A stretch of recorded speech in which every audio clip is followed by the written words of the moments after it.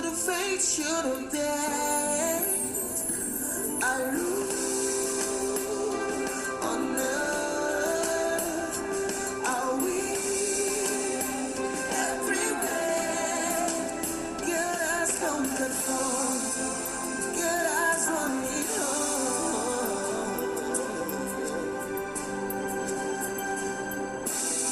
You're listening to Dominion Voice. It is not what we hear that controls everything, but it is what you do with what you hear. It's not by accident that we are looking at the topic planning at the beginning of this year. We don't pick the theme for fun, and we don't pick it because we just feel we should pick it. And like Pastor said, truly we pray. And for everyone that is here, we've prayed for everyone that this year will be a different year. It is not so much of what you do that matters, but do what really, really matters. It's not the amount of what you do, but be very specific. So 2020 has started already. I know many of us are still on holiday, but please let's get back to work. Let's get back to work. 2020 started already, and I want us to get out there and begin to act. Please, it's important for every one of us to note this very importantly. I'm just going to say a few things, and then we would work on act. When Shay was talking, she said something about reflecting. You know, the last day of this year I was traveling from Manchester back to Edmonton because I went on a short break. And while there in the 9-hour flight, you know, people are watching movies and all. I said, this is a good opportunity for me to reflect, which is normally what I do every year. I picked a pen and I picked a Bible, a pen and a paper, and I wrote everything. I had my diary, I keep journals. That's another thing I should mention. I mean, people have laughed at me that I'm old school, that I still write. I keep my diary every year before the year starts. I've gotten the diary for 2020. Who has not gotten the diary here for 2020? You have not gotten one. Go and get one. Go and get one. And if you're going to use your Bible or your tablet or whatsoever, please get one. So I looked at the year 2019 and I began to recall all the things that God has done. And I wrote everything down. I was glad. Then I began to write what I want to achieve in the year 2020. And I want us all to know that it is a sign that you trust God for what He's going to do in 2020. I will tell you a quick story. There's this man, 2 skyscrapers, tall buildings. There was a rope that was passed in between the two of them. And you know, these people that walk on ropes, doing some risky moves. Then he decided to walk on that rope. And he carried his son on his shoulder. And he walked from one side, and everybody was down. No net on that. Everybody's heart was in their mouth. He would shake at times. Eventually crossed from one side to the other side. Everybody clapped. Then he asked a question. How many of you believe that I can do it again? Everybody raised up their hand. How many of you trust me that I can carry my son again and do it again? Everybody said, yeah, we trust. Then he said, okay, I'm going to put my son down. Bring your son. Let me put your son on my shoulder and let me walk it across. Everybody picked their son and went to. Now, what's the difference? You may believe. They believed he could do it, but they never trusted him. Yeah. Now, when you write those things down, going into year 20, it shows that you trust God to achieve what you want to achieve. Many of us say we believe, but how many of us really trust? An indication of your trust is when you write it down. And I want to quickly say this. I want everybody to get a pen, if you have not gotten, and a paper. We have talked about planning. We've talked about setting goals, SMART. Now please write this down, because this is a practical class. You go with an assignment. Number one, where are you to plan? Number one, your spiritual life. That's the most one. That's God. You must have a plan for your spiritual life. It may be in short term, medium term, and long term. The short term, which I want every one of us to take along, is the short term. What is your plan to pray, to worship, and to read the Bible? What is your plan to fast? Maybe a couple of days in the month. I'm talking of short term now. Number 3, what is your plan to have a weekly prayer and Bible study group? We're talking of spiritual now. You must have that plan. If you don't have that plan, you're just joking. It's a wish. There's a difference between a wish and a reality. Yeah. So when you write it down, your short-term plan. I'm going to be fast. In case you lose me, please go to the Facebook. And for people who are watching on the internet, you can go back to the Facebook and pick it up, but try to write it down.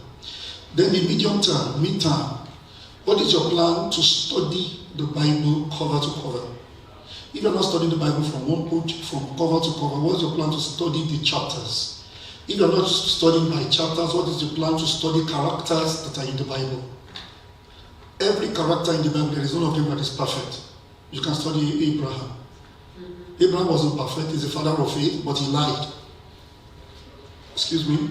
He lied when he was going into the city and he said, hey, Sarah is very beautiful. She said, Sarah is not my wife, but Sarah is my sister. He lied. So you can see that all these characters, you must be able to look at it, their strengths and their weaknesses. Study. Then to share the gospel at least to one person in a week. What is your plan? Talking of spiritual now. Your friends in your office, our colleagues, what is your plan? Discover and explore new opportunity to use your spiritual gifts. Many of us are gifted, but what is the plan to put those gifts into expression? What's your plan? You must have a plan. You must have a goal set. Then maybe possibly for the long term, be intentional and consistent in your life of working with God. Give more time to your talent to develop your spiritual talents and goals. You have to give more time. And then you have to plan to go on short mission trip. What's your plan to go on short mission trip? Possibly this year. Now, I talked about myself and my family, we went for vacation this December. But do you know we didn't buy the ticket this December? Because it's going to possibly cost twice.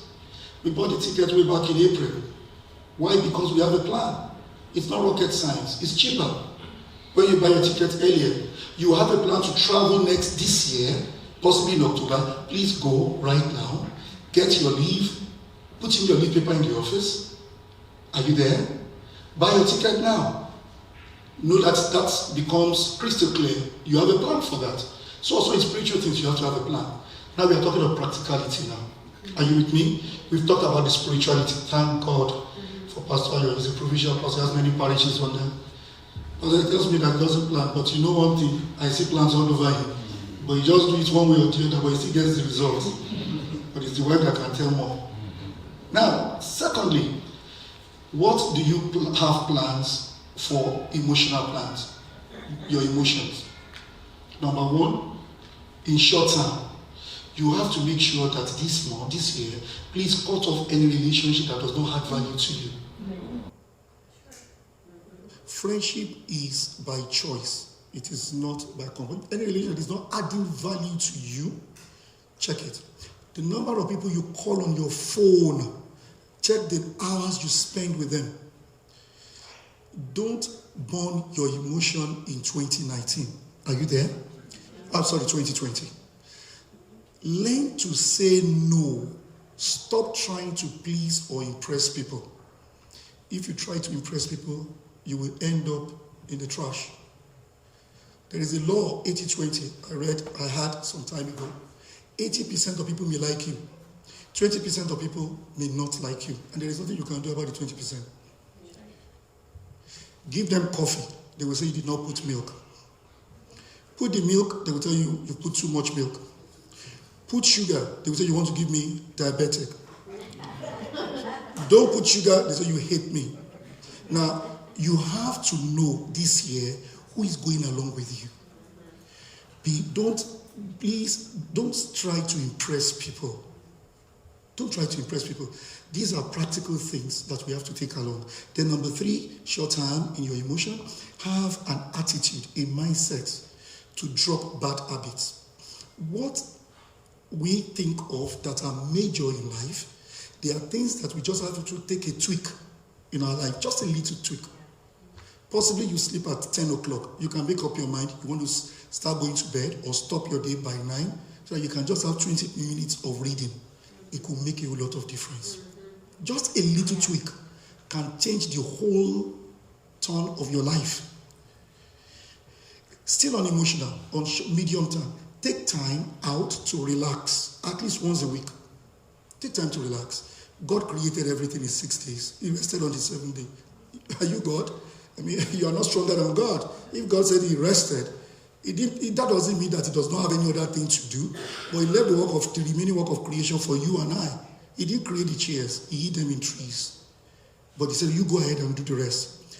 So, take time to relax. Don't overwork yourself this year. Don't overwork. Don't burn out. Don't burn out. We love you. We want you to be around. We don't want you to go to heaven yet. There are still things to do. So don't be in a hurry to go to heaven. Tell your partner, relax. Come on, tell the person, relax. And put a smile too. Then, number 3 in midterm is please forgive this. Don't carry anger. Forgive. Manage your anger. Be positive in your outlook. Be positive in your outlook. Be positive. Be positive. Just make up your mind. There is a law called the law of attraction, which is taken out of Philippians chapter 4 verse 8, which says that whatever that is pure, whatever that is lovely, whatever is of good report, he said you should do what? Think on this. So that means anything that is not of good report, don't think about it. Somebody comes around, note you are not a garbage tank. You're not a trash can. They come to tell you that person is bad, this person is bad. No. You have to see what you're going to listen. Listen to this here. Are you there? Yes. Are you there? Now we are talking of practicality now. So you are not a garbage can. Don't let people come to you and tell you stories of somebody who is bad and you are listening and say, oh yeah, but I'm not contributing to it. No. Please, keep it off. The Bible says we should guide your heart with all diligence. Don't live on assumption. Oh, that person did not greet me or he greeted me this way, so I think he has something in mind. Oh, come off it. Assumption is the mother of frustration. Please. Now, that is on emotion. I'm not going to talk of the long term. Number 3, you have to set plans for your goal, for your health. Your health. Eat more veggies and fruit this year. I know we love chicken, we love red meat. Lord, please keep it aside. And if you are here, you're in your 50s, I think you should begin to stem it down on red meat. Stay more on veggies. Stay more on veggies. Take more fruits. Take plenty of water. When you wake up in the morning, I want to advise you this. I learned this from my friend here. In the morning when you wake up, drink water. You say, but I've not brushed my mouth. Let it be beside your bed. Take the water and what? Drink. It's your mouth. Don't worry. You're fine. Drink water. Make up your mind. Your health. Take a lot of veggies, take a lot of water. Don't cut down on soda. Make up your mind, health-wise now. Cut down on soda. Cut down on sugar. And possibly, if you are here, you take alcohol, stop it. It's not good for your health. It's not good for your health. Don't do it. Then sleep at least 7 hours to 8 hours. I'm guilty of this. I'm very, very guilty of this. I stay awake most of the time in the night. But because of the nature of my program, I still be able to catch some sleep in between. But please, sleep well. Now, if you don't sleep well, it's going to affect your memory, your brain. So please, take this, sleep well. These are what we are saying. Maybe you may need to paste it somewhere and remind yourself. Because by June, many of us would have forgotten. But I believe you. February. I'm even saying June, say February. Okay. So please go write it somewhere. Please write it somewhere. Then number 4, exercise. Exercise. You know, many of us have treadmills at home. You have bicycles and all. But the question is, The first 1 week, like Shay said, you go in, everybody's at the gym. By February, March, you see the numbers beginning to decrease. Then very soon, the treadmill and everything becomes a souvenir at home. So everybody says, oh yeah, I have it. Many of us have treadmill in our basement, but it's gathering dust. So this year, make up your mind.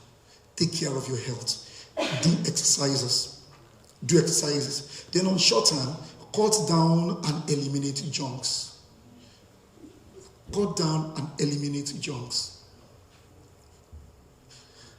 may eat all the fast food, but don't let fast food be your predominant food.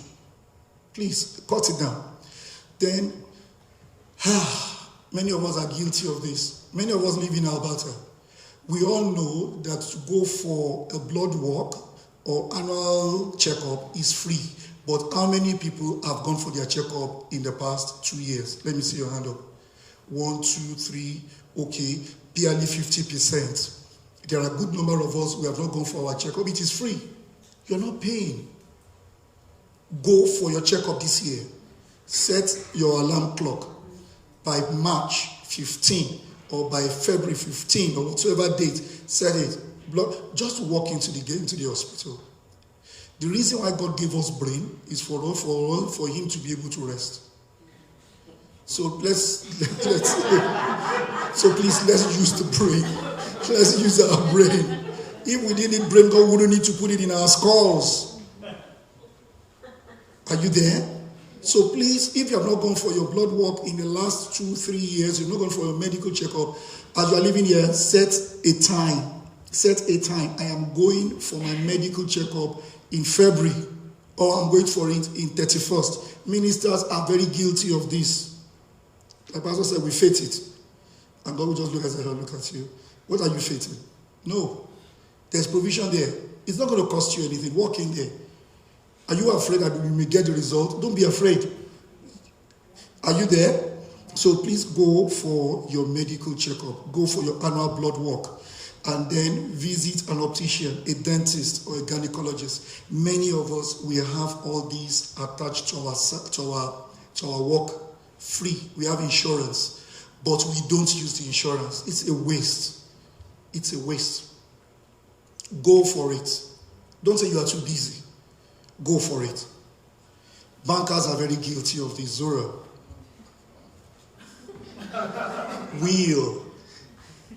Financial people are very guilty. They are so busy catching up with target. Say, oh, why don't you go for your dental? I said, don't worry, it will wait. It can wait. Then at old age. You know what happens at old age? All the tooth are out. So please, let's do this. Then number 4, your finances. You must have plans for your finances. This assignment you have to do when you get home. Do it immediately. Number 4, your finances. Use a budget to track your expenses. Your money, your life goes in the direction of your money. Your life goes in the direction of your money. When I look at your spending, I'm able to understand where you are heading in life. So please, plan, use a budget. Plan. How much are you earning? Build within your budget. A lot of people say we want to faith it. I would say rather, why don't you faith for God? Faith it to have the income instead of having to spend and run into debits, into you run down on your credit card. No. By now, anyone that has been coming to Dominion Voice must have a good credit rating. If we actually do what we are being taught here regularly, you must have a good credit rating. You mustn't have a credit rating that is fair or poor. No. You must have one that is good.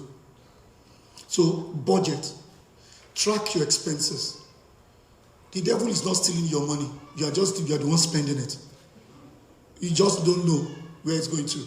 And like I always say, when you earn your income, please, the first thing to do, pay your tithes in your church. And then secondly, save. I cannot overemphasize that. Please save. No matter how small it is. I had somebody say some time ago, it's not even enough. You're telling me to save. I'll tell the person, what if you're not earning as much as you are earning? I was talking with a young person some time ago. She lived She came to me after a teaching and said, the money I have is not even enough. And I said, okay, let us look at your expenses. I said, don't tell me your actual. I asked, which is the most important thing, how much is your accommodation taken from your income? And when she did like this, did the calculation, she said it's about 60%. I told her, you are living in a wrong house. You are living in a wrong house. How can your accommodation take 60% of your income? It's too much. So, because you're a lady, you have not had your manicure, the pedi, all the to look good. Someone said mascaras. Let ladies hear that from you. You've not bought all those. So, why don't you just look at it? Jesus Christ said, there is no one that wants to build a house that will not first of all count the cost. He said, if you're not able to finish it, then you are in trouble. Please, cut down your expenses. Ashwebi, impulse shopping, online deals, Black Friday. You go and buy what you don't need. But because it says Black Friday is cheap, so let's go and buy it. It's good to purchase things, but buy what you need. Buy what you need. The Bible says God is able to supply all your wants. Is that what the Bible says? No, it's your needs. Your needs. It didn't say your wants. You may say, I want a jet, but you don't need it. You don't need it. So increase your savings. Increase your emergency fund. Now, when I'm talking of savings, make up your mind. Look at your income. Shay talked about SMART. Be specific, be measurable. How much do I want to save every month? Make up your mind. Some of us, we've said it here over and over again. Your mortgage, if you pay additional $100 each bi-weekly, at the end of it, you would have saved 5 years from your 25-year mortgage just by paying $100, which is at the end of the $200 each. These are specific things. It is not rocket science.